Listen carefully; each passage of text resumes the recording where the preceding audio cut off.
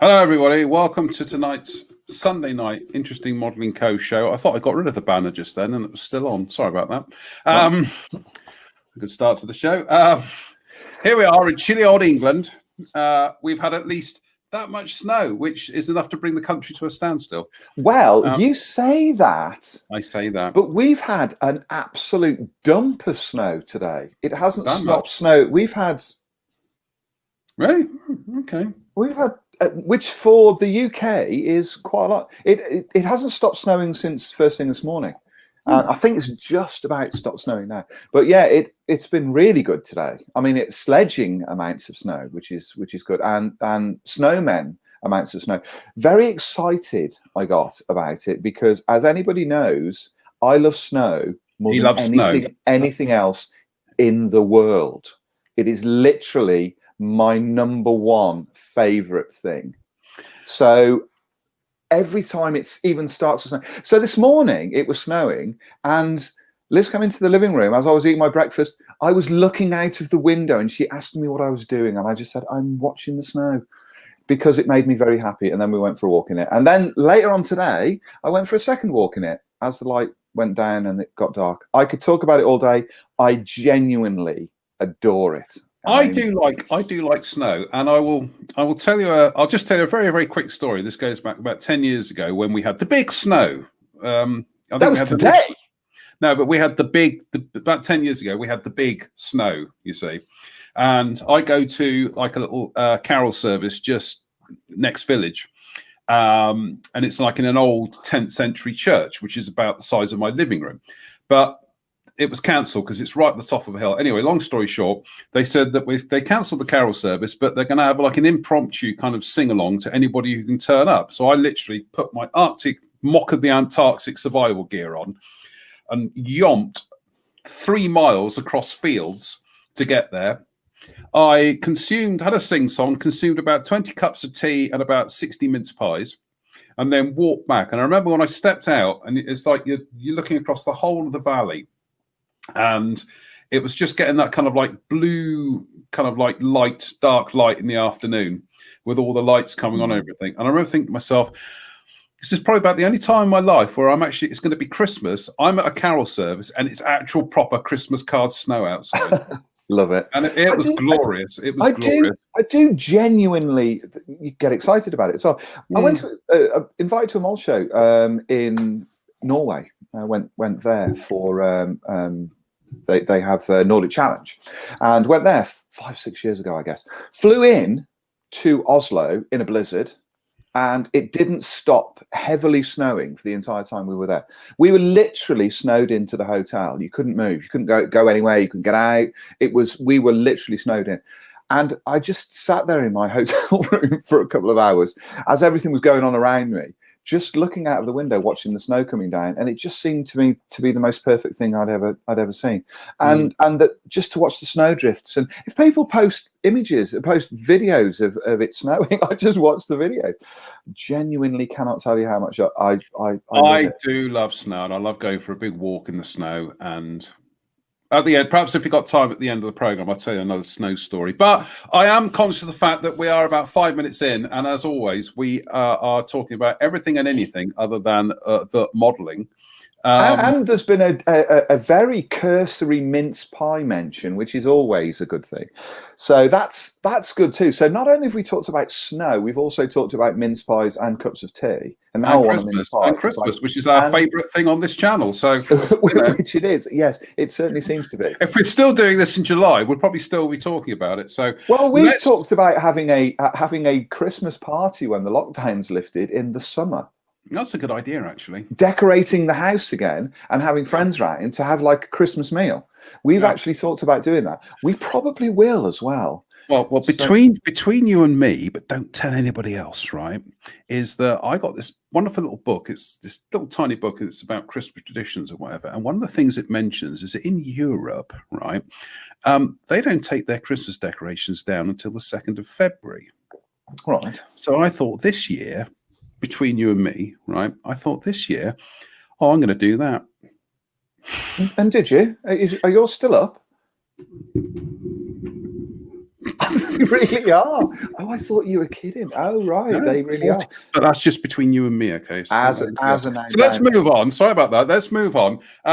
Let's crack on with the first item tonight. And well, boy, this is extraordinary for two reasons. This is Arto Productions, and these are some figures that they're doing in 35th scale. They're Panzer crew, ostensibly Normandy era-ish, but they could you can flip them across quite a few periods of the war. They are extraordinary for two reasons. One is the poses and the sculpting and the animation and everything about them is just utterly incredible. Really, you think, goodness me, this takes this kind of these kind of figures yet again to another level. These are absolutely astonishing. The second thing is, by all accounts, these aren't scanned; these are sculpted. Wow. They are quite something, aren't they? I took a look at these in the week and had a good old sort of glance at them, and they are extraordinary. Firstly, because I do like these sort of relaxed poses, because they open up a whole bunch of different scenarios. Sort of, I guess, service vignettes or dioramas set around them in service, but also. These could be used for soldiers that had been that had basically surrendered at the end of the war. Yeah.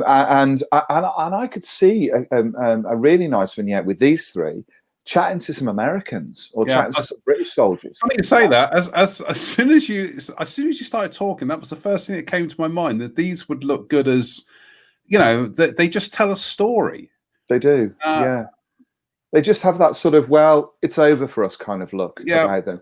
But the detail and poses. Also, it's lovely to see some new figures where one of them isn't pointing at something, which is kind of which tends to be. But I do like. I have to say that I do like the relaxed poses, and I do like the way that the creases have worked on the uniforms. The uniforms do look extraordinarily natural. And I was with you. I initially thought that they had been scanned and then maybe worked up and then printed off, and that was used as the basis for the sculpt.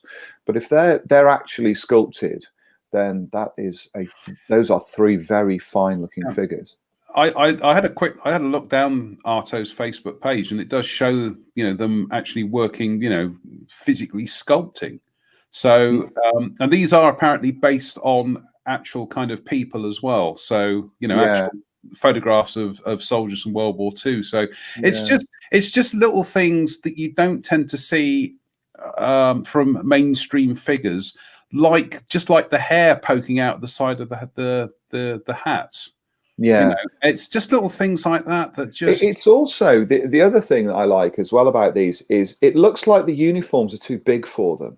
It just looks like that they've just been given stuff to wear, and that's the best they can do, because none of those, the jacket or the trousers, none of those items seems to fit them properly. No, also I think that looks great. All three of them also are different physiques and heights. Yeah, you pick up with the best one in the world, you pick up a kind of like a modern day set of German troops. Chances are, usually they're all much of a muchness. These are three very distinct characters. They are three human beings, for want of a better phrase. Yeah, absolutely. It just, they are. Like I say, my first thought was, well, surely they're a bit like Reed Oak. They're actually lidar people. Yeah. But no, apparently they are sculpt. We will be. The Arto are aware of us, so we will be plugging them with questions about their work. But I mean, I was actually looking at the new Tamiya Brumbar. And the Brumbar has got there's a soldier that stood kind of leaning over the back of the superstructure, and he's in similar uniforms to these guys. And I could imagine, I think that at least one, maybe even two of these guys would look fabulous stood on the engine deck of that Brumbar. I'm going to have to investigate these further, because I think that they would work really nicely for. Like I say, I imagine almost like a post-surrender Yeah, scene exactly. with these guys. I think that would work better for them. I would imagine. I think that they could be, and the way that they've got them posed, just in the three of them together like that, Yeah. makes them that's a vignette. But they could be looking off camera at something that's happening in front of them. That would be enough. They're beautiful, aren't they? They really are beautiful figures. And I'm not a figure modeler per se, but I would love to have a crack at painting those. Definitely. I was thinking this. I was thinking this morning, and I thought, do you know what? What I really need to do is kind of have a month where all I do is just make and paint figures, and if some of them work, fine. If some of them don't work, fine. Is just go through that an intense month of just figure painting.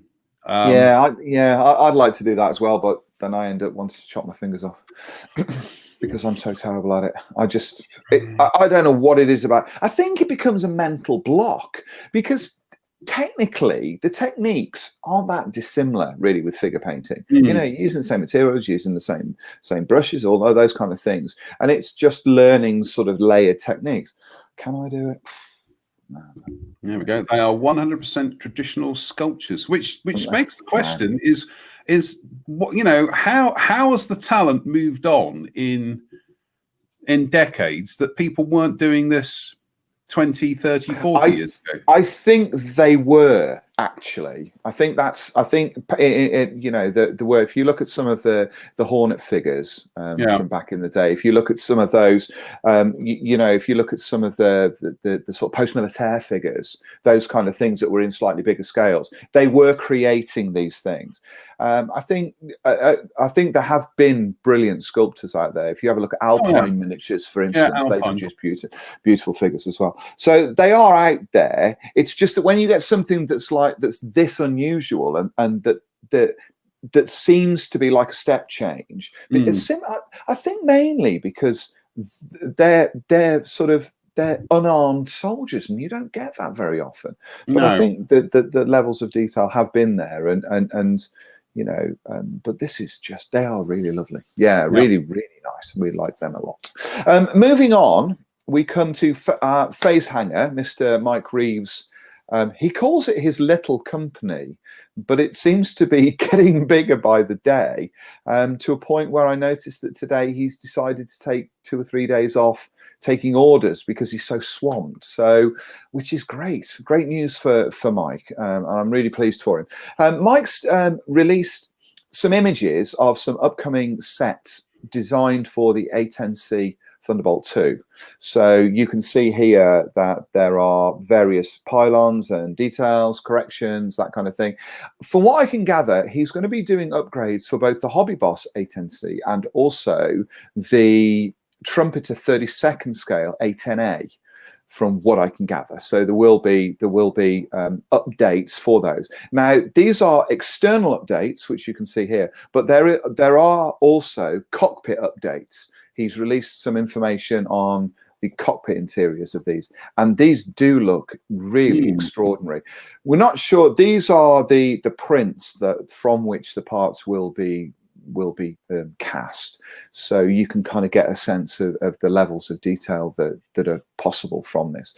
And these parts offer all of the upgrades for the A10C, cockpit interior upgrades with digital screens, and then external upgrades with what I'm assuming will be aerials and GPS domes, sensors, that kind of thing. All of those things that are appropriate to the A10 family. Now, although the A10 throughout its service life has essentially stayed exactly the same, the A and the C, in terms of the airframe, are identical pretty much. They have got minor details that are scabbed over the airframe that change them, and so the variants are distinguished by their internal setups, by the electronics that go inside the aircraft, and those are all sort of offered within these sets. The detail on these is extraordinary. I took a look at some of the detail around the pylons, and Mike had offered some photographs of these pylons, and they look bananas in terms of the levels of surface detail. Anybody that stood anywhere near an A10, if you photographed an A10 at an air show or you've been anywhere near, will know that it basically looks like a tractor. It's not smooth. It's not an F-35. There's no pretensions to beautiful aerodynamic shapes. It's covered in panels. It's covered in rivets. It's got bolts that are visible on the outside, and certainly the pylons have got those kind of surface features, and that's what Mike has replicated over the surface of his parts. We can see from the prints as well the kind of the sort of the subtlety of the features and the accuracy of the features as well. So for anybody that wants to build an accurate A10C from either the Hobby Boss kit or Trumpeter's bigger kit, this will be a good stepping stone. I think both of those kits, although people have built them and we've seen some good jobs from them, they are known for lacking in finesse. Certainly the Trumpeter kit is very much in need of some TLC. And once you get these parts, then you've obviously got the job of actually building what is, to all intents and purposes, an enormous 32nd scale aeroplane kit with all of the problems that an early Trumpeter kit provides, fit and alignment and all of that kind of stuff. But if you put the work in and go for it, you do come up with a really superb looking model. Same with the Hobby Boss kit. It is known for being a fine kit. Still not, from what I can gather, still not as accurate as the Monogram one, which was released 30 years ago. Still, in terms of airframe, that's still the most accurate of all of the A10s. But I think this will be a really good set of parts. I don't think we've been given any release dates for these. No. I know these are early prints that he's going to be working on. So I'm assuming that they won't be coming out within the next few weeks, but we'll certainly keep you informed. And Mike he keeps us pretty much informed on everything that comes through. So as soon as we know, we'll let you know. And obviously, if we get hold of samples from us, because Mike does tend to send us stuff. So if we get hold of samples, we'll show you what the finished parts. Scary thought. Trump. I did wonder about this, and I just checked it. Trumpeter A10, the 32nd scale kit. When did it come out? I would suggest that kit came out in around about, I'm going to go for 1998. Oh, very, very close. Actually, 2001. Oh, I wasn't far but off. Still 20 years ago. I wasn't far off. 20 years ago.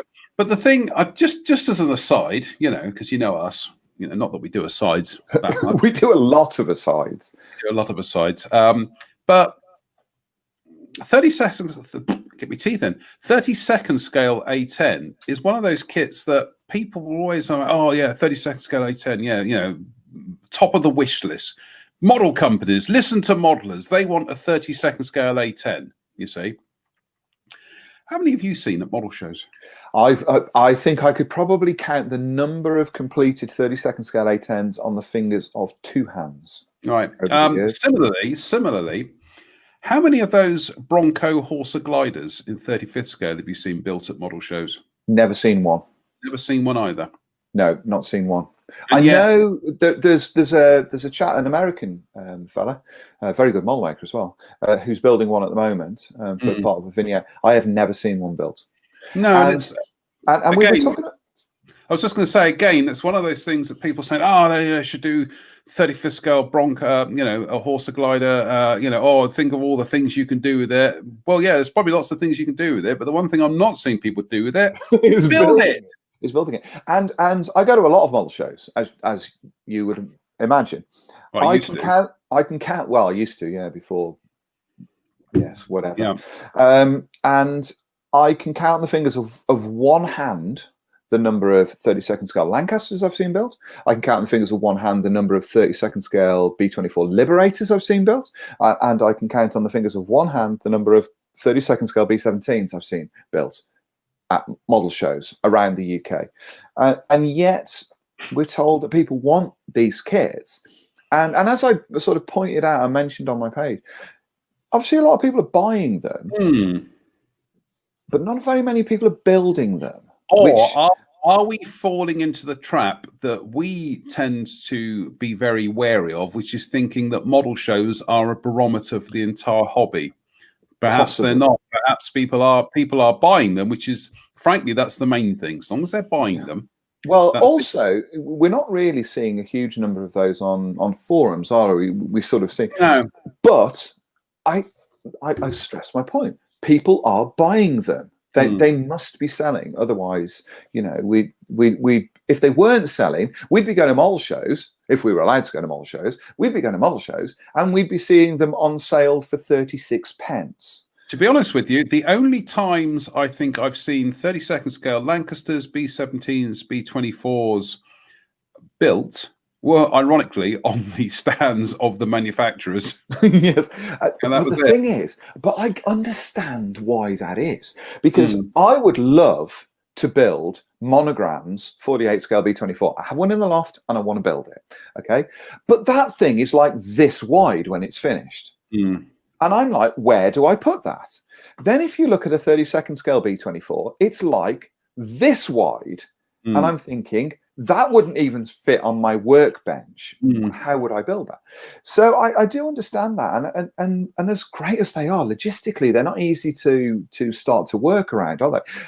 I'm sure you've seen David Parker's absolutely astonishing B17.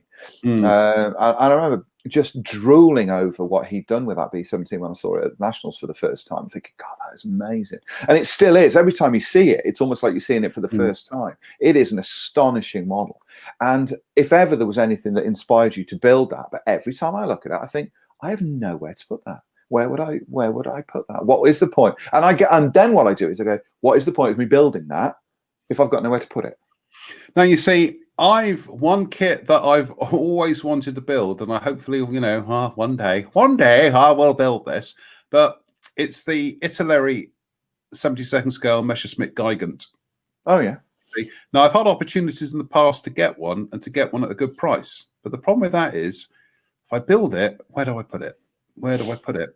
I am hoping, actually, at some stage in the future, that I actually will get an email saying, this is a top-selling thing at the moment. Can you build us one? Because if I can build it if I can build it and it goes to somewhere else, that's fine. I get the experience. Don't have to worry about the display. Well, you could do a diorama with a Zwilling towing the Gigant. I'm going to send Andy Farmer a message and say that you're desperate to do that. No, I'm also still trying to work out. I've seen a number of comments this week about that Border 35th scale, Junkers 87. And again, I've seen repeated times people say, "Oh, I'll make a good diorama with a T34." How do you combine the two? I don't get that. How are you going to combine the two? Yeah, it's. I'll tell you how you could. You could have the Russians overrunning an airfield. No, so you could have a couple of, because it's the G with the guns, isn't it? Yeah. So you could have like a couple of them on the airfield being serviced or whatever, and then you could have the Russians have overrun it. You know, you could have vehicles around it, that kind of thing. If you were going to have Russians with it, other than that, the only way would be a crashed one, which is kind of cool, I guess. But we've diverted enough there, I think. I think we've stopped off at the conversational Michael Wood services, and we need to get back onto the M5 of the show. So to go back to what we were talking about before we started talking about 72nd scale Zwillings and Messerschmitt 323 Gigants. These these A10C updates will be available shortly. That's, you know, you can see sort of part of the cockpit and also the exterior details that Mike's going to include. I mentioned this right at the start of me talking about this. The detail is extraordinary on these. I was really impressed by that. By just looking at I think there's on the pylons. There's like screw heads. Yes, there's lots of raised rivets or bolt detail on those pylons there, which is going to be an interesting constructional sort of debate that you're going to have inside your head, because on the Hobby Boss kit, which I guess is the donor for this, which is going to be the one that people have faced, that features lots of incised rivets. And so what Mike's done, and this is in no way any kind of criticism of Mike's parts, in fact quite the opposite. He's created parts that are much better than the donor kit. They're far more detailed and far more complete and far more complex than what's possible from the basic kit. So you may find that you're going to need to sort of work on that, and if there are areas, maybe even sort of rework surface detail, if we include raised rivets, using raised rivet decals and that kind of thing, where surface detail needs to stand proud rather than being incised as on that kit.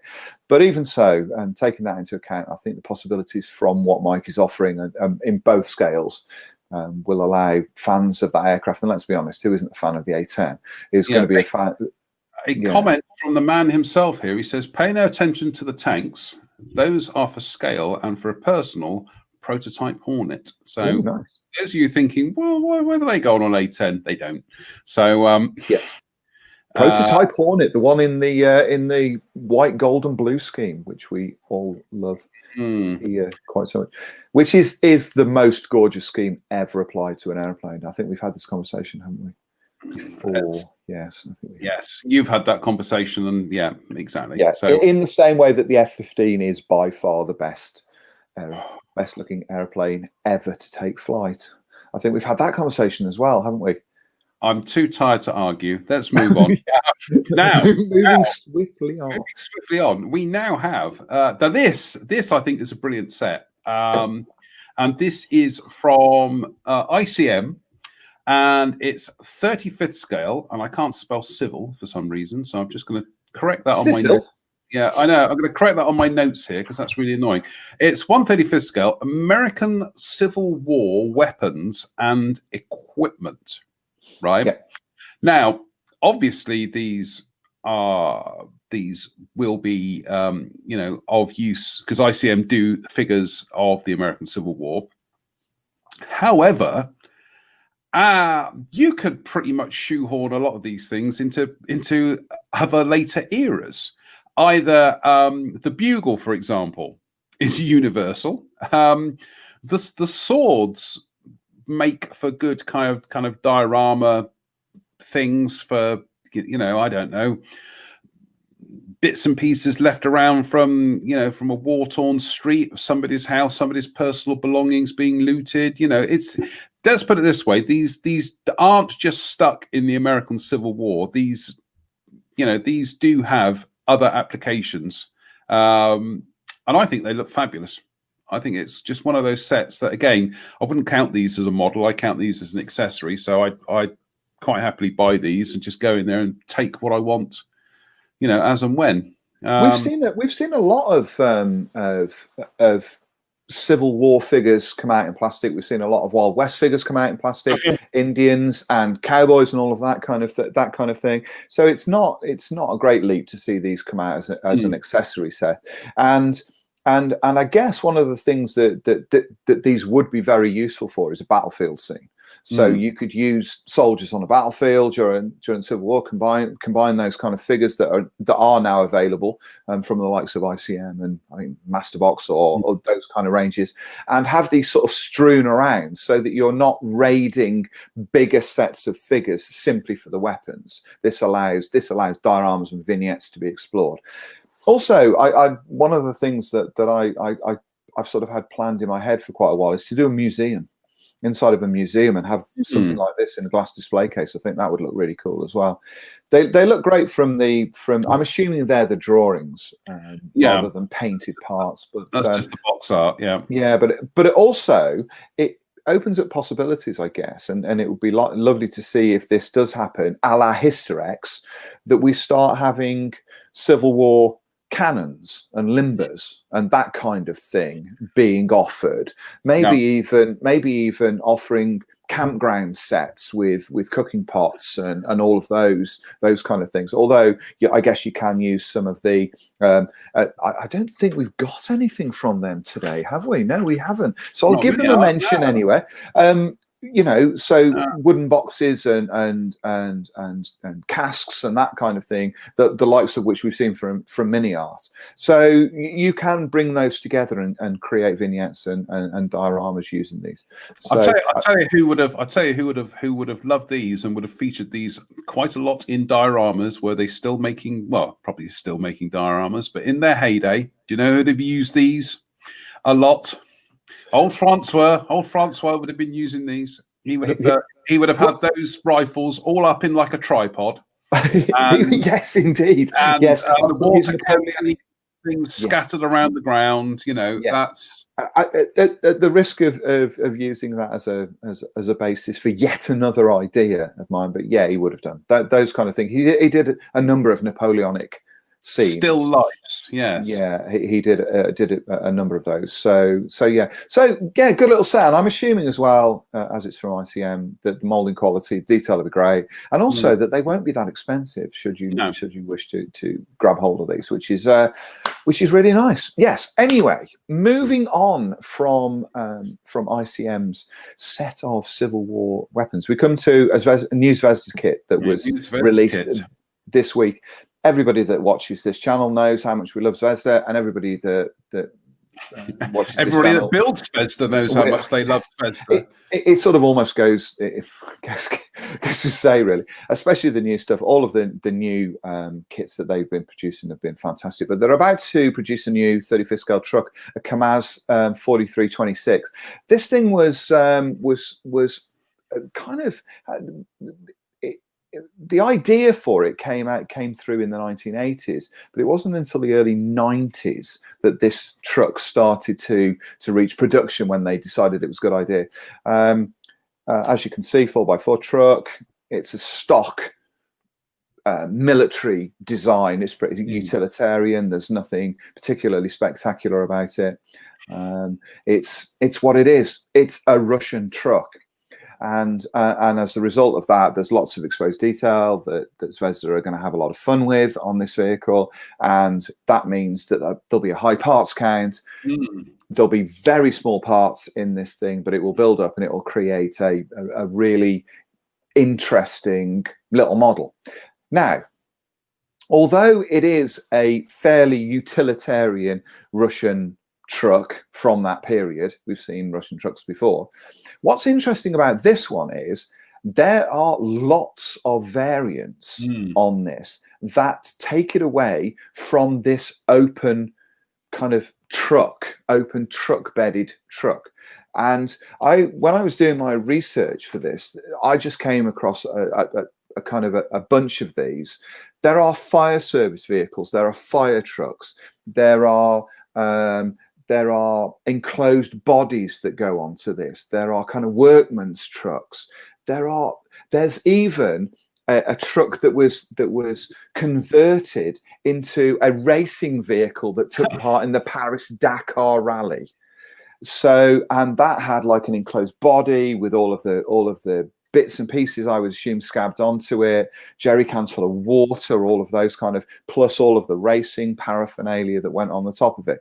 So what Zvezda have done by releasing the basic chassis of this vehicle is they've opened up the possibilities for lots of other variants, and not all of them military as well. There are lots of photographs online of this vehicle in civilian colours, used by companies who want a specialist hard-wearing vehicle for their fleets. That makes this a really good choice for a kit from Zvezda. Zvezda always make really good decisions when it comes to the choices of their kit. Schilke being a notable exception, I think, as we mentioned. I think it makes a few sense. Months ago. It makes sense in terms of the home market. It doesn't really make sense in terms of if somebody buys the Schilke and hasn't seen any of their other kits, they may raise a slight eyebrow as to the quality, but this is an entirely different kettle of fish. Looks great, doesn't it? The drawings are likely to be very close to what you get in in the actual kit. So it just looks fabulously detailed, doesn't it? And it looks like the sort of thing that anybody that's interested in trucks is going to want to build. The thing that kept going through my mind, even though it doesn't actually look like one, but I just kept thinking modern equivalent of an AEC Matador. It just has that kind of ubiquity to it, and yeah.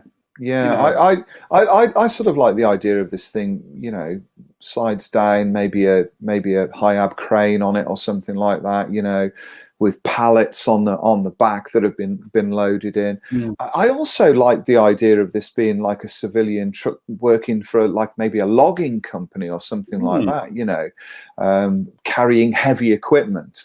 That I think that would be kind of cool as well, tanker pods in the back or a tanker variant. I didn't look sort of too closely into all of those sort of things, but I would assume that there are many different versions, including apparently there was a 4326-1 which had a shortened wheelbase. And this wheelbase on this thing looks pretty short, so I'm not entirely sure what that was used for. But apparently the fire service vehicle was based on that version, so I'm assuming that the rear truck body was much shorter, which would have made it quite a punchy looking little thing. And I guess if that doesn't come out as an actual kit, that would be an intriguing conversion that might be possible from scratch, which would offer something to people who are looking for a model that's different from 95% of those that get built from this kit. See, I'm looking at the undersides here, and this is no curbside model. The detail around the transmission, and even you can just see a peak there of the gearbox and the fan for the engine. I mean, I know you're a bit like me. When it comes to tanks, we just tend to use the undersides as kind of like scribble, just to mess around on things. But that's it. With something like this, no, you are going to go to town painting and weathering that underside. I think there's, again, it's one of those things. If you're thinking about vignettes and you want to show off that detail, how about one of these that's gone off the edge of a snowy road and it's on its side and it's spilt its load around it, and so you can see all of the additional detail on that. When we were looking at the 6-wheeled truck that Jen Wright was building, I can never remember the name of it for some reason. Hurricane. Was that one? Tempest? Something like that. It was something to do with wind. Yeah, it was the Mustang, wasn't it? That's what Mustang. Yeah, Mustang. I knew it was something to do with wind. God, my memory. I think it just must be age. I can't even remember what I had for lunch. So maybe I'm just losing my mind. I think it was called the Mustang, wasn't it? Anywho, Boomerang was it called? What is it? Should we just pick names out of the air? It was called something. Yeah, that's all for tonight, everybody. Good night. Yeah, we just completely lost the plot. So yes, and when she was building it at the National Championships, we were looking at the chassis and the engine detail, and I think there was a slight humor about the whole thing because she assumed that she'd get quite a lot done over that weekend, and then we came back 2 days later and she'd pretty much done the engine. I think there was like a million parts. I think the story for that was Jen saw the sprues and said, "Oh, I wouldn't mind having a go at that," and didn't realise that was only like about a third of the sprues. Yes, yeah, and there were more. It's like, and here are the rest. And it's like, oh no.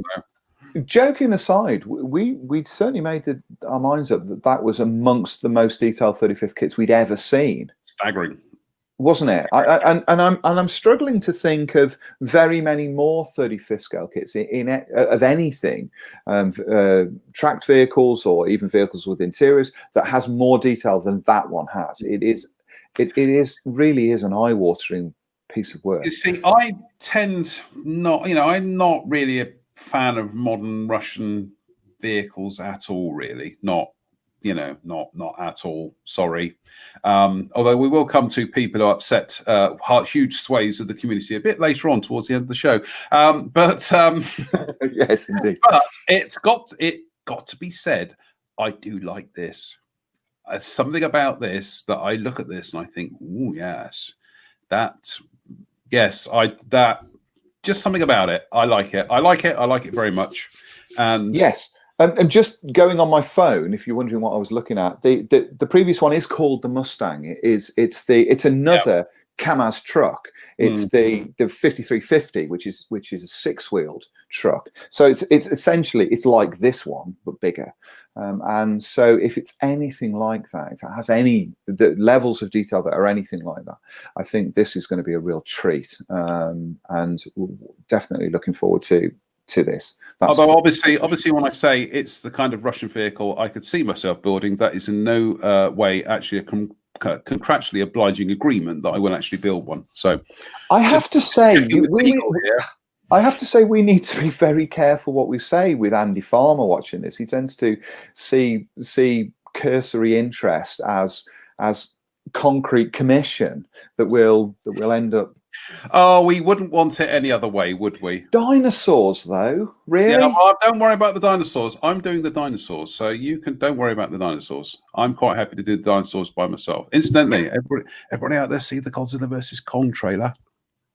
Anyway, let's move on now. Before we do, because we do have a little bit of time, can we just refer? Lost you there for a second.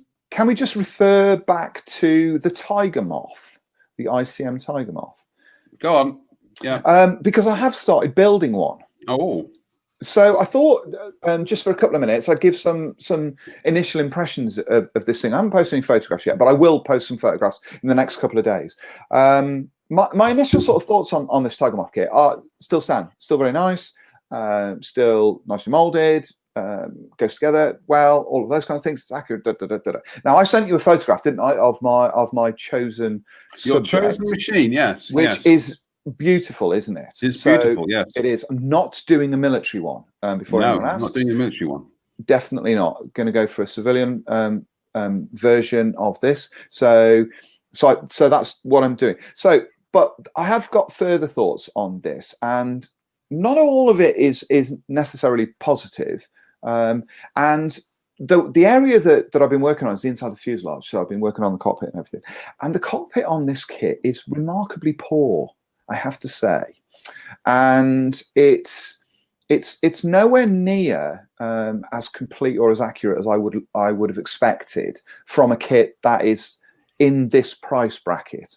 And as a result of that, and as a result of me wanting to sort of push it a bit further, I stripped mine out completely. So mine has no cockpit detail anymore, certainly none of the kit detail. And all I'll be using are the 2 instrument panels, 2 rear bulkhead panels, the floor which forms part of the lower wing anyway, and the sort of like a central tunnel, and then control columns. That's it. That's all I've decided to use, because the rest of it is really kind of almost superficial, and I was a bit disappointed with that. So I'll post some photographs up of this thing, and so that you can see the difference between hopefully what is available in the kit and what I've kind of put into this, and you can sort of see how that looks. But I just thought I'd sort of pass that information on for anybody that wants to build this, because you can see quite a lot in that cockpit. And also for anybody that wants to build one of these and do a modern aircraft, civilian aircraft, there are changes that need to be made. There are additions within that cockpit, as you can imagine. Things like radios and fixtures and fittings, those kind of things, which aren't in the kit. But it is it is quite stripped back. The rest of the model is as you would expect. There's quite a lot of fine detail on it, and it captures the look of the real airplane. But the cockpit is definitely an area that you might want to look at if you want to build one of these things. So I'll post that tomorrow, hopefully with a bit of luck, if I can get around to it, and you can see differences between kits and reworks. This sounds dangerously like you're actually doing some modelling. Yes, I can actually give you a little taste. To give you an idea,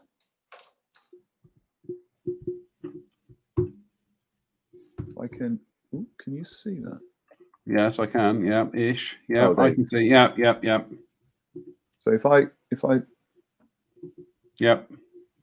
Okay, and the same. That side is virtually complete. This side isn't. There's still quite a lot to do on this side. Oh, well, you know, I think that's as I say, that's good old-fashioned modelling. That is. And the thing about it is, as well, is that things that you notice, because I printed off a lot of images, which are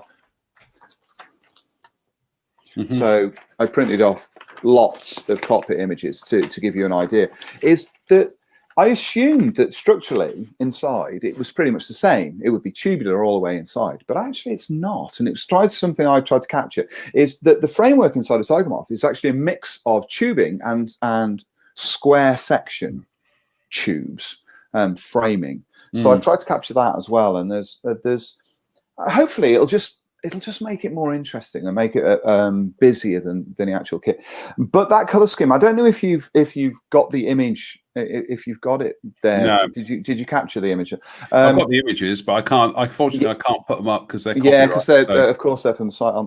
But it is glorious, isn't it? Very nice game. Very nice. It's going to be very, very nice. Yeah, because I don't think I printed off one of the actual Echo, but the color scheme is yellow. It's going to have a yellow fuselage, yellow nose, and it's going to have painted, doped wings in silver and tail in silver, and then it's going to have black lettering on it, which is going to be really, really nice. Which somebody is doing some masks. Somebody will be doing some masks for you. So right, yes. Shall we? I thought I'd come up with a brilliant segue then, which was then completely destroyed by the fact that your feed went down at exactly the same time you decided to go off script and do your Tiger Moth talk. So that rather killed that, because I was going to say, I was mentioning the Godzilla versus Kong trailer. I was going to say, so let's go from one lizard to another. Yeah, see, just although that is very good and it was worth waiting. Would have been good.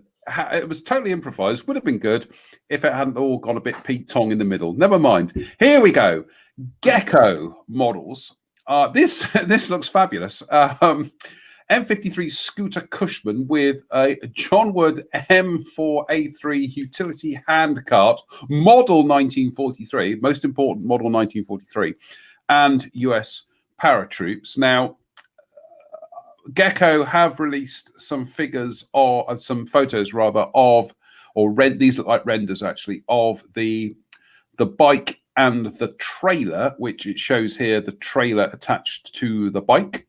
And there is the bike, which looks fabulous for the tiny little thing, but it does look really does, yeah. Nice use of photo etch stuff for the right parts, if you see what I mean.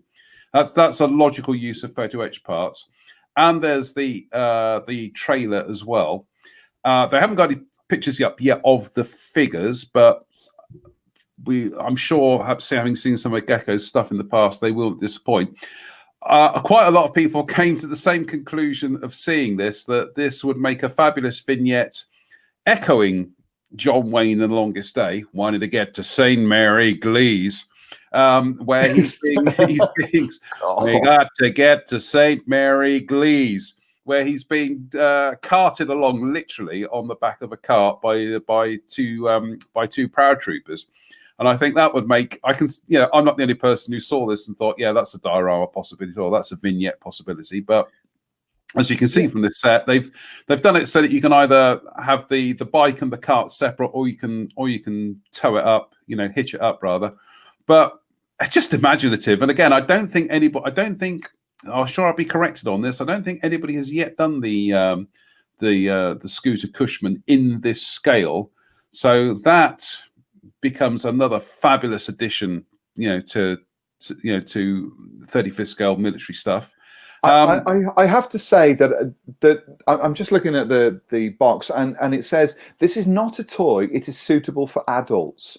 And I can't help thinking that building that little bike, given that it's going to be 3 centimeters long or something, is going to be something that will only be appreciated by modelers with a level of skill to do it justice. I don't think that this is going to be a beginner's kit. The idea of mixing and matching the plastic parts on there, I think that's going to elevate this kit. The figures probably will be pretty much standard stock ideas and straightforward to build. But I think that bike is going to make this. Having built 35th scale motorcycles and known how fiddly they are to bring all of the parts together, that are much bigger than this little scooter. That's going to be quite a trick to pull off. But if you can, you can make it neat and tidy with those figures on, and actually get the.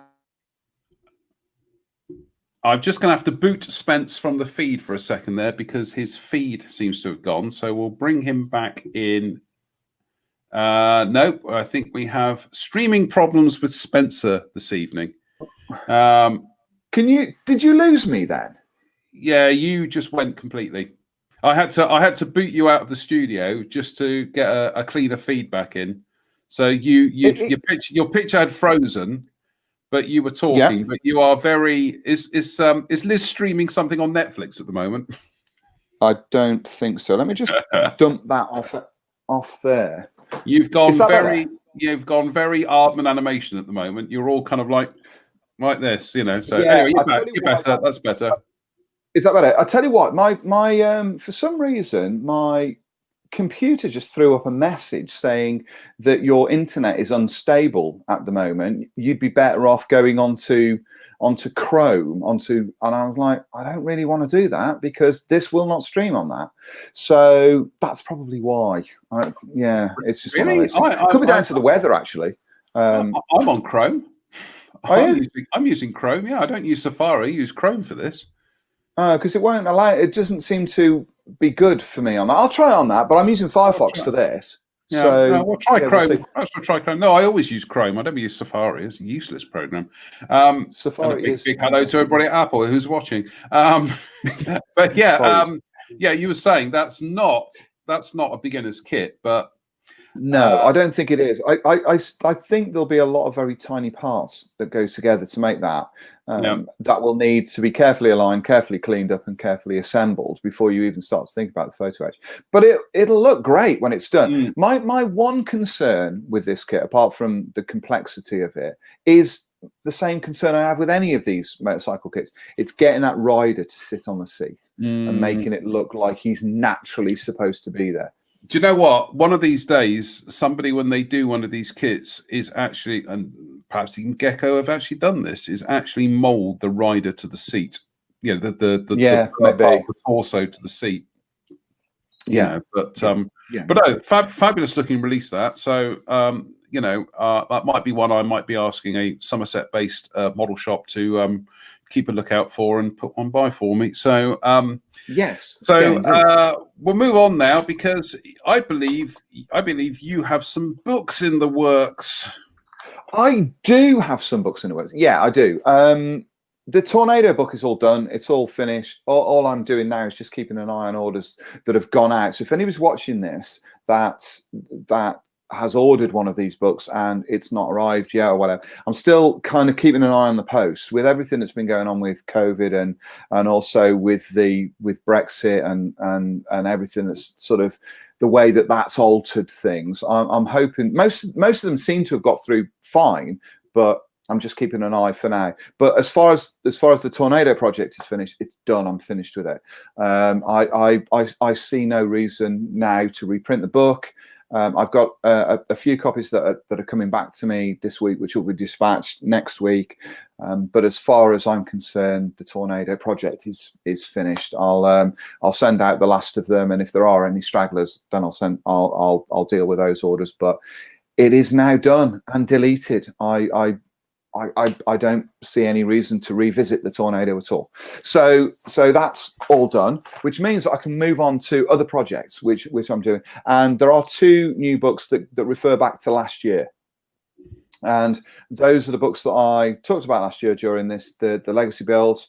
And they are these two, which is the first one is on the garage diorama, which was the one that was based around the Honda S600, which you can see on there. And then I scratch built everything else around it to create Francois Willinden's mini diorama, to recreate that mini diorama. So basically what the book is a discussion about how to build the car, how to paint it, how to, do all of the interior and all of that kind of stuff. The rest of the book is a complete guide to the diorama. So it shows you how I built all of the structures, how I built the walls, how I scratch built all of the shelving units, how I built the books, how I did everything in that diorama. So it's a full step-by-step guide to building a complex diorama based around a car inside a garage. That's what it is.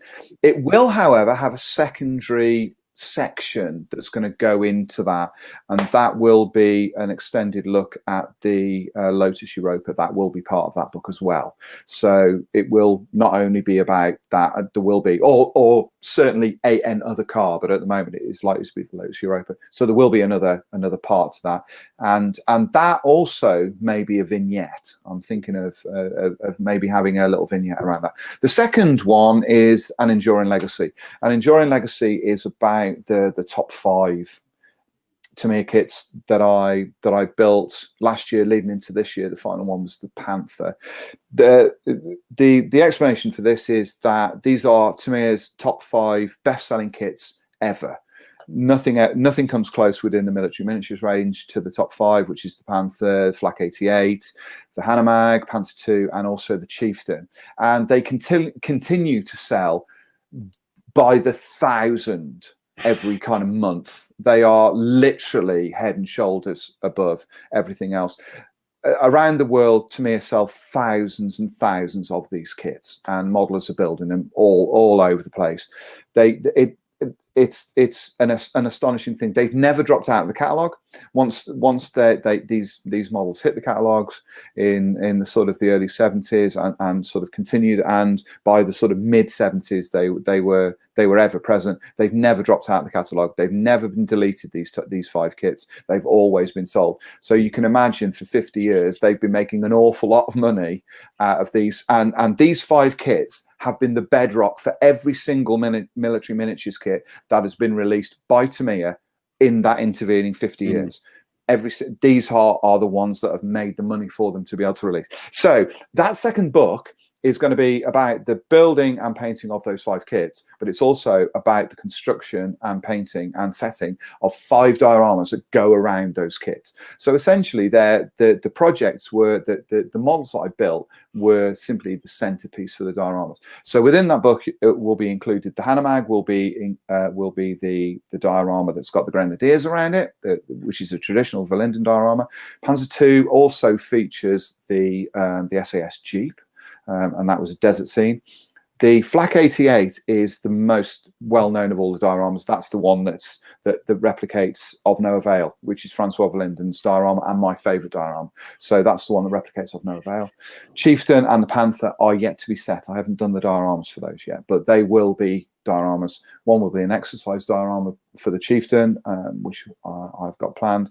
And then the Panther one, I'm planning to do something based around Italy, and a certain universal carrier, I think, is going to feature with that. So that's going to be surrounded by British soldiers. I think it will have another scratch-built building behind it that I'm gonna build, and I'll show you how to build that. So the books are, although they're centered around the models, they're predominantly about the dioramas. So, and the first of those, the car one, will be out, I'm hoping, or certainly loosely, end of February. So be thinking about that. So right, I think we'll have to. We've actually hit the hour mark now, so we will try and wrap things up, because unfortunately your broadband tonight keeps going all max headroom on us. So it's amusing. It's amusing at this end, but I'm sure it's probably not great fun for everybody else. So talking of Tamiya.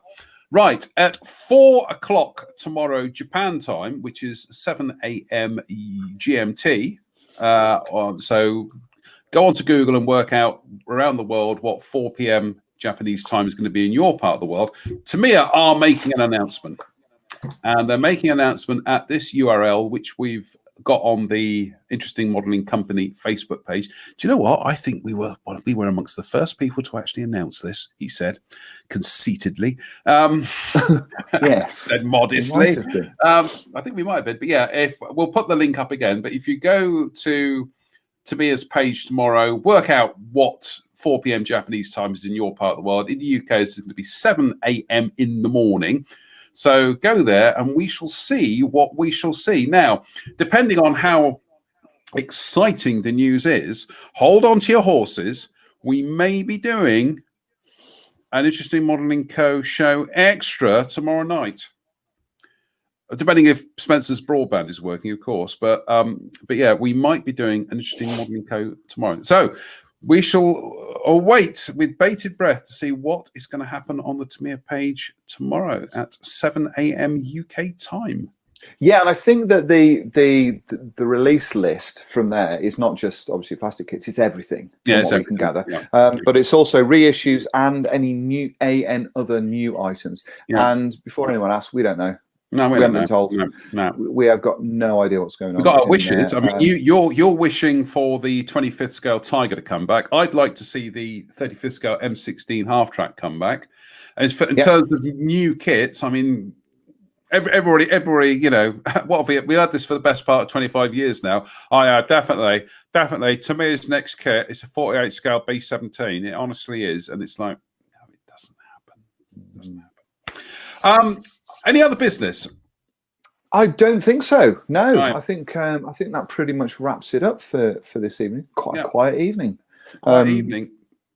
Well, I have to say, after last week, unfortunately, Spencer upsetting dog owners out there with his comments that he's not really a pet person. Obviously, prior to this, Spencer's also upset the Kiss Army, as I believe they're known.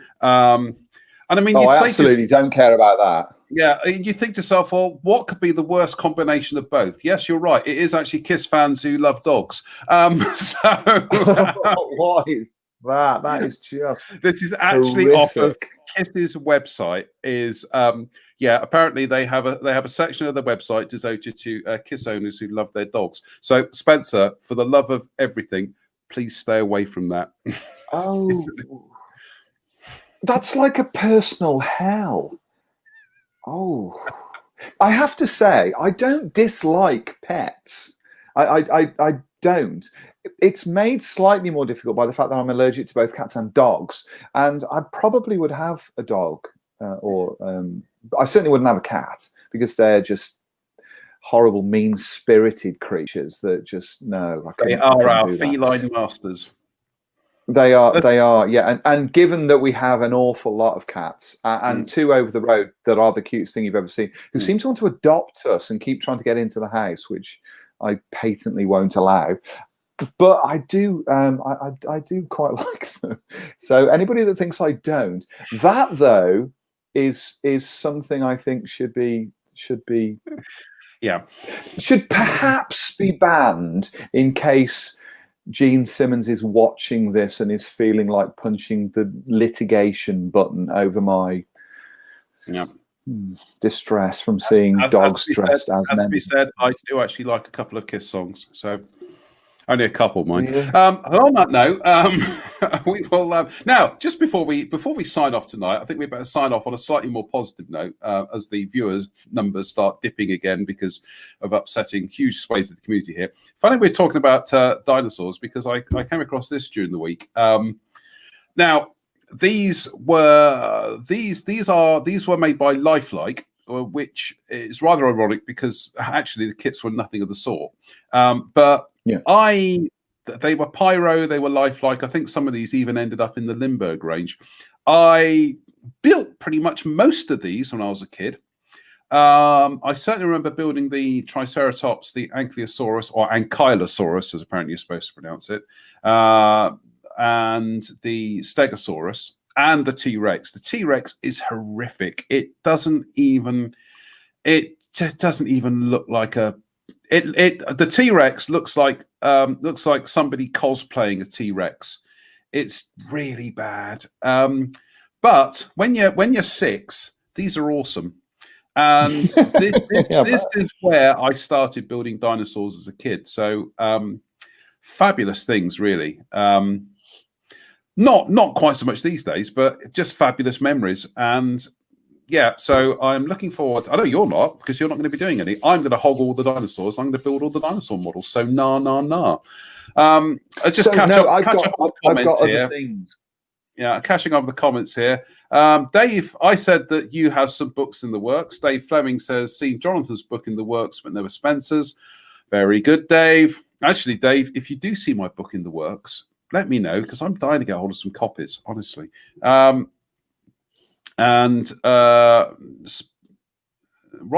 says, John, it's your end. Spencer's been pretty good for us. Yeah, it could be the streaming service then. I feel like I'm the butt of all blame on internet broadband land. Yeah. So good. It was good to know. Good to know that mine's all right, because, like I say, I did get an error message. So it's good to know that people can still hear me waffling on about tiger moths. Rob Monfils says, "Ooh, you're off the Christmas card list now." Andy Brennan says, "It's been nice knowing you." You win some, you lose some. Is this down to Kiss or down to? Andy King says Kiss brackets vomits. So it swings and roundabouts here. It swings and roundabouts. But the thing is, there is the list of hair metal bands that I truly despise is long and distinguished. So I probably could make this a weekly thing and rattle cages of fans of awful hair metal. You're going to say Motley Crue, aren't you? Yeah. You are going to say Motley Crue, aren't you? Oh, just right. On that note, it was going so well tonight, and there we go. We've absolutely ruined it at the end.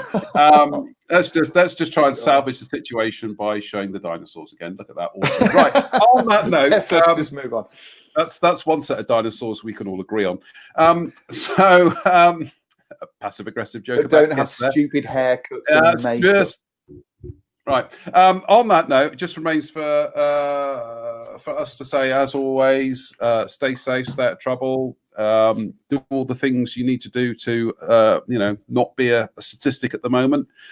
And tuning tomorrow morning at 7 a.m. UK time, 4 p.m. Japanese time, other times around the world, to see what Tamiya are up to. And then we might be back tomorrow night to have a quick chat about that. Yeah, I think so. And also, I will post some pictures of this tiger moth, and also I'll send some to John as well, so he can post some on this tomorrow night. We can have a further chinwag about that, as it became quite a discussion point, didn't it, over the last couple of weeks. So. Absolutely. So that's it for this evening. As I say, we'll be possibly back tomorrow night. So it's good night from me. And it's good night from him. So we'll see you later on. Cheers for now.